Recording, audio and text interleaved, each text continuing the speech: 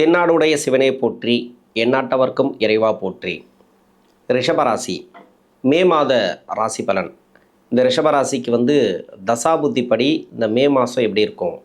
சனியுடைய பார்வை உங்கள் ராசிக்கு இருக்கிறதுனால நிறைய பேருக்கு மந்த நிலையை கொடுத்துருக்கு.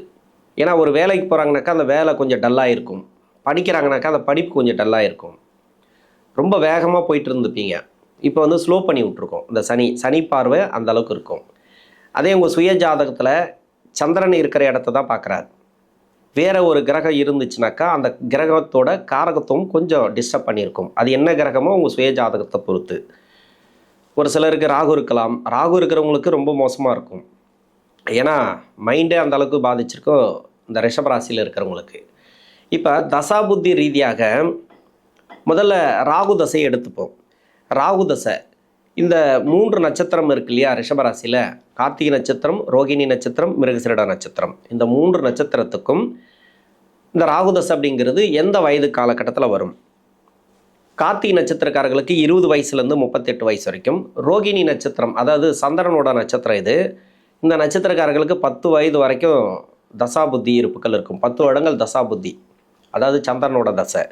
இதில் 8 வயசுலேருந்து 34 வயசுக்குள்ள 4 பாதத்தில் இருக்கிறவங்களுக்கும் உங்கள் சுய ஜாதகத்தில் தசாபுத்தி இருப்புகளை பொறுத்து 8 வயசுலேருந்து 34 வயசு வரைக்கும் இந்த ரோகிணி நட்சத்திரக்காரர்களுக்கு இந்த ராகு மகா தசை அப்படிங்கிறது வரும். குழந்தை பருவத்திலே வந்துடுது. மிருகசீரிடத்துக்கு ஆரம்ப தசை செவ்வாய் தசை அப்படின்னா கூட 6 வருஷம் 5 வருஷம் கூட ஒரு சில பேருக்கு இருக்கலாம். 6 வயசுலேருந்து 24 வயசு வரைக்கும் படிக்கிற காலகட்டத்தில் இந்த ராகு மகா தசை அப்படிங்கிறது வருது. ஏன்னா இந்த ரிஷபராசியை பொறுத்த வரைக்கும் பெரிய பெரிய தசைகள், அதாவது ராஜகரக தசைகள் ரொம்ப லென்த்தாக போகும். தசையிலையும் பார்த்தீங்கன்னாக்கா 18 வருடம் ராகு தசை, 16 வருடம் குரு தசை, 19 வருடம் சனி தசை, அதன் பிறகு புதன் 17. இப்படியே இந்த சனி தசையை தாண்டறதுக்குள்ளே சனி தசை வரைக்குமே உங்களுக்கு 50-60 வந்துடும். அப்போ ரிஷபராசிக்கு யோகம் செய்யக்கூடிய தசை எதுன்னு கேட்டிங்கனாக்கா சனி தசை மட்டும்தான். அந்த சனி தசையை யோகத்தை செய்யுமா அப்படின்னாக்கா அவ்வளோ எல்லாம் சொல்ல முடியாது. ஏன்னா அவர் எப்படியும் ஒரு நல்லதை பண்ணுற லெவலுக்கு தான் இருப்பார். இருந்தாலும் இந்த கோச்சார ரீதியாக வரக்கூடிய சனி அது உங்கள் சுய ஜாதகத்தில் எப்படி உக்காந்துருக்கோ அது சம்மந்தமான பலன்களை கொடுக்கும். அதனால தான் நீங்கள் ரிஷபராசியில் நிறைய பேர் கஷ்டப்படுறதுக்கு உண்டான காரணம். ஏன்னா 3 தசைகள் இல்லை 4 தசையில் லைஃபே முடிஞ்சிடும் அதிகபட்சமாக. அதாவது கார்த்திகை நட்சத்திரக்காரர்கள் பார்த்தீங்கன்னாக்கா 70 வயசு வரைக்கும் சனி தசை வந்துடும். மொத்தமாக பார்த்தீங்கன்னா 3 தசைகள்லேயே இவங்களுக்கு லைஃபு பாதி வாழ்க்கை தாண்டிடும். அப்போது இந்த ராகு மகாதசை படிக்கிற காலகட்டத்தில் எப்படி இருக்கும்? படிக்கிற காலகட்டத்தில்னாக்கா சனி பார்வை ராசிக்கு இருக்குது. கொஞ்சம் டல் கொடுத்துருக்கலாம், அதாவது தோய்வுகளை கொடுத்துருக்கலாம், படிப்பு ரீதியாக டிஸ்டர்ப் பண்ணியிருக்கலாம். அடுத்து ஒரு 7.5 சனி ஆரம்பிக்க போகுது. உங்கள் ராசிக்கு யோகாதிபதினு சொல்லக்கூடிய சனி பகவான் 7.5 சனி ரிஷபராசிக்கு நல்லது பண்ணும், கெடுதல் பண்ணாது அப்படின்னு சொல்லிக்கிட்டா கூட இப்போ அதுக்கு உண்டான இது ஆரம்பிச்சிருக்கும். ஏன்னா சனி உங்கள் ராசியை பார்க்குறார், சந்திர பகவானை பார்க்குறார். மைண்டு மனசு எல்லாமே சந்திரன் தான். நீங்கள் என்ன பண்ணணும், நீங்கள் எப்படி இருப்பீங்க அப்படின்னு சொல்லக்கூடியது சந்திரன் தான். நீங்கள் எடுக்கக்கூடிய முயற்சிகள் எப்படி இருக்கும் அது எல்லாமே சந்திரன் தான். இப்போ சந்திரனை உங்கள் சுய ஜாதகத்தில் இருக்கக்கூடிய சந்திர பகவானை இந்த ராசிக்காரர்களை இப்போ சனி பார்க்கும்போது நீங்கள் ஏற்கனவே முயற்சி பண்ணிகிட்டு இருப்பீங்க இல்லையா, அந்த முயற்சிகளுக்கு கொஞ்சம் ஸ்லோ பண்ணி விடுவார். எதுவுமே நடக்க மாட்டேங்குது அப்படின்ற மாதிரி ஒரு ப்ராப்ளத்தை கொடுத்துருக்கும். இப்போ படிப்பு ரீதியாக உங்களுக்கு நிறைய டிஸ்டர்பை கொடுத்துருந்தால், ஏன்னா ஜென்ம ராசிக்கே சூரியன் வரார், இது எல்லாமே சிறப்பு தான். ராசிக்கு 4ஆம் அதிபதினு சொல்லக்கூடியவர் சூரியன், அது பரவாயில்ல. இன்னொன்று சுக்கிரன் இருக்கிறார், ராசியாதிபதினு சொல்லக்கூடிய சுக்கிரன், அது சிறப்பு. அப்போது இந்த மாதத்தில் தப்பிக்கலாம் படிக்கிற காலகட்டத்தில் இருக்கிறவங்களுக்கு. இல்லைங்க ராகுவே இருந்து தசை பண்ணுறவங்களுக்கெல்லாம் ஓரளவுக்கு பரவாயில்ல அப்படின்னு எடுத்துக்கலாம். எது எப்படி இருந்தாலும் சரி, இந்த படிக்கிற காலகட்டத்தில் 22 வயசுக்குள்ளே நான் சொல்கிறது ஒரே ஒரு விஷயந்தான், படிக்க வச்சுருங்க, அவ்வளோதான். இதுக்கு ராசி பலனோ இல்லை நேரங்காலமோ ஜாதகத்தையோ பார்த்துட்டு இருக்காதீங்க.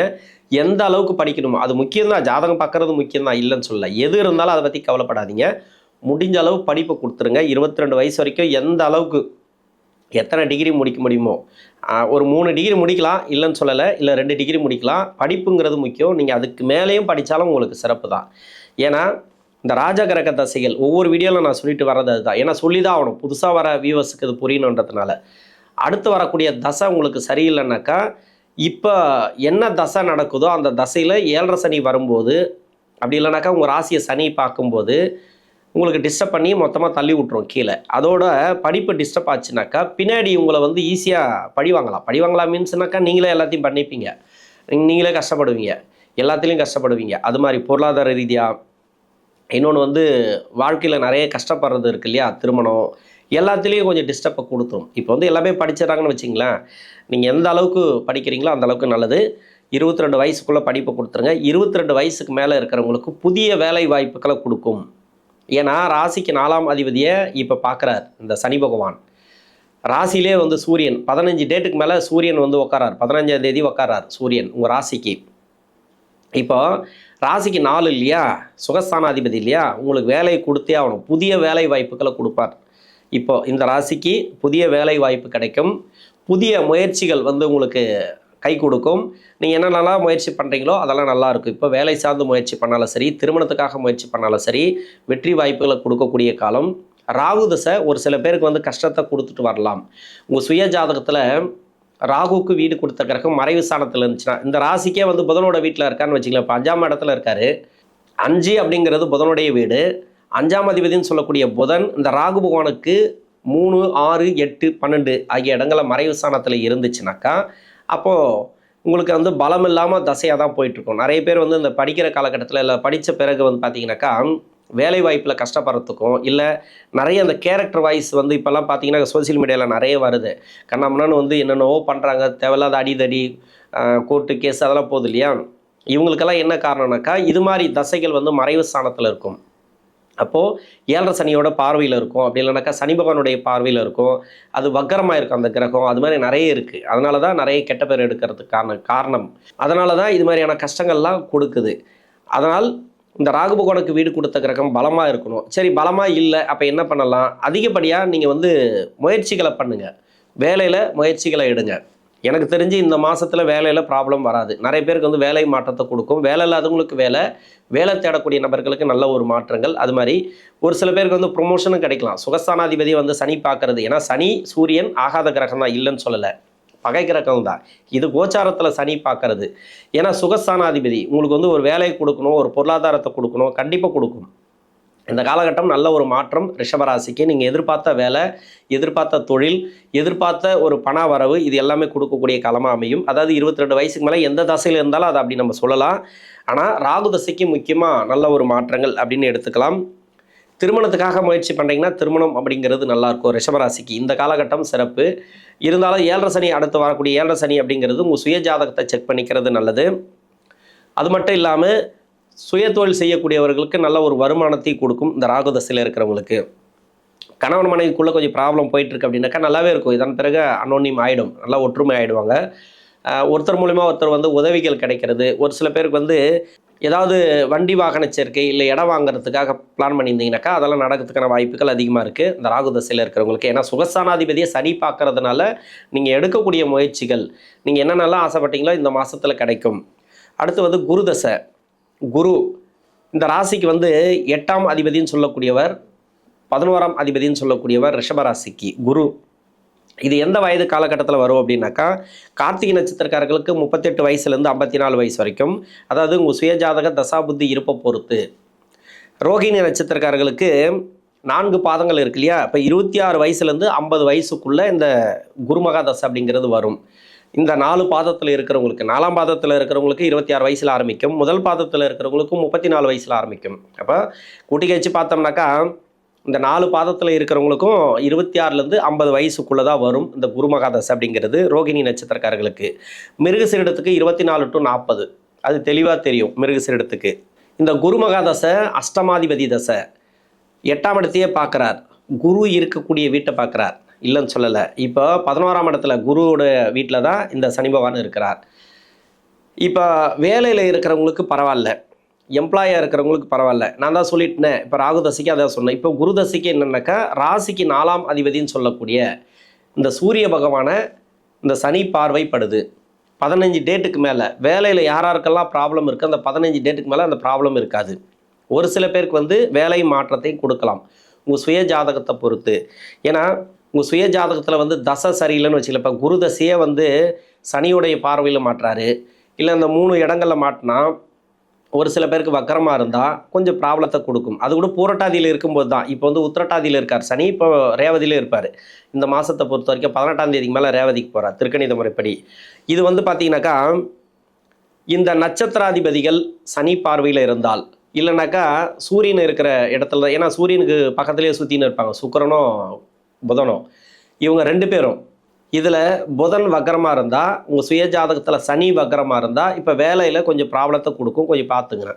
மற்றபடி வேறு ஒன்றுமே கிடையாது. சரி, வேலையே போச்சு ஒரு சில பேருக்கு அப்படின்னா வேலை கிடைக்கும். இப்போ வந்து சுகஸ்தானாதிபதியை சனி பார்க்குறது வேலை கிடைக்கும் குரு தசையில் இருக்கிறவங்களுக்கு. ஆனால் தொழிலில் இருக்கிறவங்க ரொம்ப ரொம்ப கவனமாக இருக்கணும். நல்லபடியாக போயிட்டுருக்கு அப்படின்னா நல்லபடியாக போகும். இன்னொன்று கஷ்டத்தில் போயிட்டுருக்குனாக்கா நீங்கள் உங்கள் சுய ஜாதகத்தை செக் பண்ணுறது நல்லது. ஏன்னா குரு தசை அஷ்டமாதிபதி தசை. ஏன்னா குரு தசை இது அஷ்டமாதிபதி தசை. இது வந்து நன்மை செய்யுமா அப்படின்னாக்கா எம்ப்ளாய்க்கு நன்மை செய்யும்.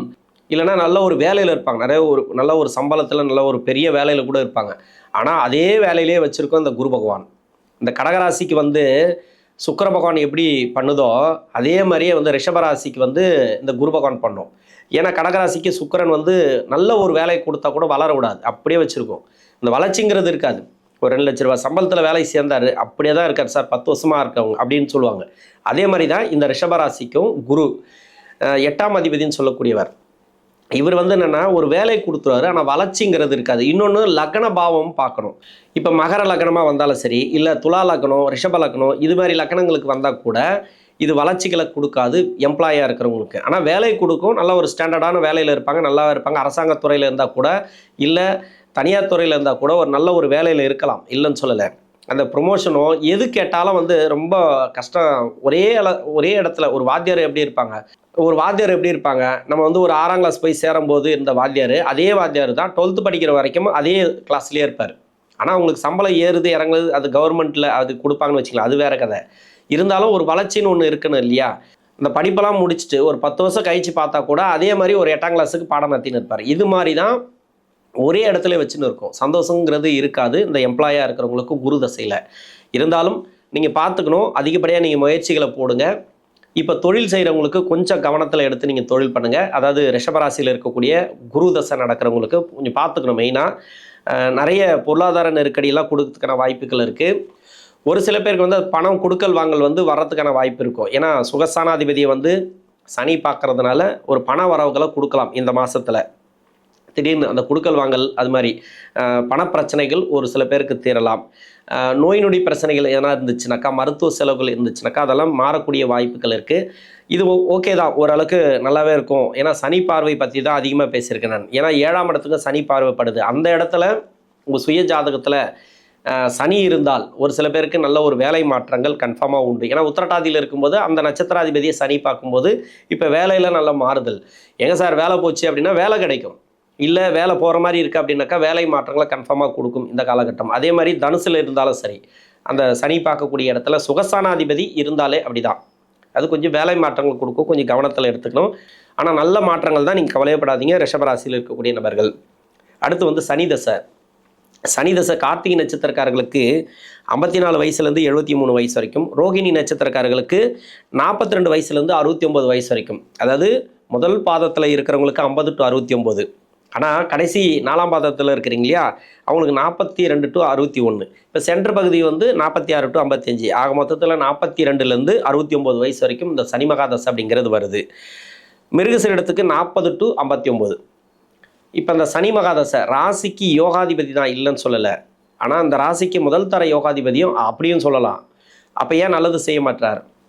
ஒரு சில பேருக்கு வந்து முதல் 10 வருஷம் நல்லது பண்ணியிருக்கும். அதாவது அந்த 10 வருஷம் அப்படின்னாக்கா சனி மகாதசை ஆரம்பித்து ஒரு 10 வருஷம் நல்லா இருந்திருக்கலாம். ஆனால் உங்கள் சுய ஜாதகத்தில் நல்ல அமைப்பில் இருந்தால் மட்டும்தான் அந்த 10 வருஷம் நல்லா இருக்குன்னு சொல்லிக்கலாம். இல்லைன்னா அவரே வந்து உங்கள் சுய ஜாதகத்தில் மறைவு ஸ்தானத்தில் இருந்தாலோ இல்லை வக்கரமாக இருந்தாலோ அந்த பலன்களை மாற்றி கொடுத்துரும். நல்ல பலன்கள், அதாவது நல்லது செய்யக்கூடிய கிரகம் கெடு பலன்களை செய்ய ஆரம்பிச்சிடும். அதுலேருந்தே சனி தசை சனி புத்தி ஆரம்பிச்சதுலேருந்தே எனக்கு வேலையில் ப்ராப்ளம், தொழிலில் ப்ராப்ளம் நிறைய பேர் சொல்லிப்பாங்க. அதாவது ரிஷபராசிக்கு முதல் தர யோகாதிபதி சனி. நல்ல ஒரு அமைப்பு கொடுக்கக்கூடியவர், நல்ல ஒரு தொழில் வளர்ச்சி, வேலை வளர்ச்சி கொடுக்கக்கூடிய கிரகம் சனி. ஆனால் அவரே வந்து வக்கரமாக இருந்தால் தொழிலில் பாதிச்சிருக்கோம் ஒன்று. நிறைய பேருக்கு வந்து இப்போ வேலையிலும் உயர்வுகள் இல்லாமல் இருக்கிறது, இடமாற்றங்கள் அதிகமாக கொடுத்துட்டே இருக்கிறது, பிரச்சனைகள் அதிகமாக இருக்கும், எதிர்ப்புகள் அதிகமாக இருக்கும், இது மாதிரி நிறைய இருக்கும். அதாவது வக்கரமாக இருந்தாலும் மறைவு ஸ்தானத்திலேருந்து தசை பண்ணாலும். கோச்சார ரீதியாக சனி வந்து சனி தசை ஆரம்பிக்கும் போது மறையக்கூடாது. அது மாதிரி இருந்தாலும் உங்களுக்கு வந்து ப்ராப்ளத்தை கொடுக்கும். மறையாமல் இருக்குது. இப்போ சனி தசை ஒருத்தருக்கு ஆரம்பிக்கும் போது கோச்சாரத்தில் 4ஆம் இடத்துல வரான்னு வச்சிங்களேன், நல்லாயிருக்கும். அந்த தசைங்கிறது நல்லாயிருக்கு, நல்லாவே கொடுத்துரும்.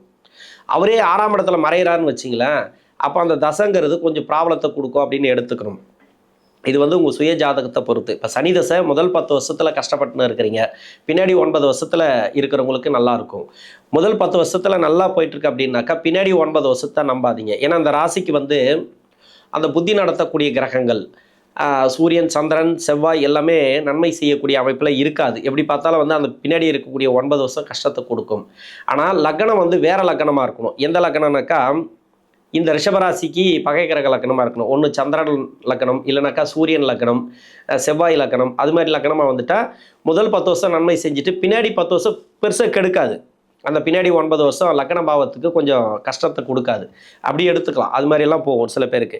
என்னதான் இருந்தாலும் உங்களுக்கு நல்லபடியாக போயிட்டுருக்கு அப்படின்னாக்கா பரவாயில்ல. சனி பார்வை உங்களுக்கு ராசிக்கு இருக்குது. சுகஸ்தானாதிபதினு சொல்லக்கூடிய சூரியனும் உங்கள் ராசிக்கு வராரு, சுக்கிரனை பார்க்குறாரு. இதெல்லாம் வந்து லக்ன பாவத்துக்கு 4ஆம் இடம் சம்மந்தப்பட்டுச்சுனாக்கா இப்போ வேலை மாற்றங்களை கொடுக்கும் இந்த சனி பகவான். அதுவும் இல்லாத பார்த்தீங்கன்னாக்கா இப்போது நல்ல ஒரு மாற்றங்கள் சொல்லலாம். திடீர் வேலை கிடைக்கிறது, இல்லை வேலை சேஞ்சஸாக வருது, ஒரு ப்ரொமோஷன் கிடைக்கிறது, அது மாதிரி இந்த சனி திசையில் இருக்கிறவங்களுக்கு நடக்கும். ஒரு சில பேருக்கு வந்து கடன் பிரச்சனை இருந்தால் கடன் பிரச்சனைக்கு தீர வாய்ப்பு இருக்குது. ஒரு சில பேர் வந்து மருத்துவ செலவுகள் எடுத்துகிட்டு வந்தீங்கன்னா அந்த மருத்துவ செலவுகள்லாம் குறையறதுக்கான வாய்ப்புகள் அதிகமாக இருக்குது. நல்லாவே இருக்கும் அப்படின்னு எடுத்துங்க. என்னை பொறுத்த வரைக்கும் ஓகே தான். கஷ்டப்படுறீங்க அப்படின்னாக்கா உங்கள் சுய ஜாதகத்தை செக் பண்ணுங்கள். ஏன்னா நிறைய தடங்களை கொடுத்துட்டே இருக்கும் இந்த சனி மகாதசை அப்படிங்கிறது. இதில் வந்து இடம் வாங்குறது, வீடு கட்டுறது, இது ஒரு பக்கம் நல்லது கொடுக்கும். அதுதான் சொல்கிறது யோகாதிபதினு சொல்லக்கூடிய. சனி தசையில் எப்படி ஒரு இடம் வாங்குவாங்க, வீடு கட்டுவாங்க, அது மாதிரி ஒரு பக்கம் நடந்துகிட்டே வரும். இந்த மாதத்தில் இடம் வாங்கிறதுக்கு பிளான் பண்ணியிருந்தால் நடக்கும். வீடு கட்டுறதுக்கு முயற்சி பண்ணியிருந்தால் அதுவும் நடக்கும். அந்த முயற்சிகளை நீங்கள் கையில் எடுக்கலாம், அதுக்கு முயற்சி பண்ணலாம். அது வெற்றி வாய்ப்புகளை கொடுக்கும். இன்னொன்று வந்து பார்த்தீங்கன்னாக்கா ஒரு வேலை ரீதியாக வெளிநாடு அது மாதிரிலாம் ட்ரை பண்ணுறேன் அப்படின்னா தாராளமாக நீங்கள் ட்ரை பண்ணலாம். இடம் ரீதியாக, சொத்து ரீதியாக உங்களுக்கு ப்ராப்ளம் இருந்துச்சுன்னா அதெல்லாம் தீரக்கூடிய வாய்ப்புகள் இந்த மாதத்தில் இருக்குது. இந்த சனி மகாதசை அப்படிங்கிறது உங்களுக்கு நன்மையே செய்யும். ரிஷபராசிக்காரர்களுக்கு, ரிஷபராசியில் இருக்கக்கூடிய 3 நட்சத்திரக்காரர்களுக்கும் தசாபுத்தி ரீதியாக நல்ல ஒரு மாற்றங்களை இந்த மே மாதம் கொடுக்கும். நன்றி.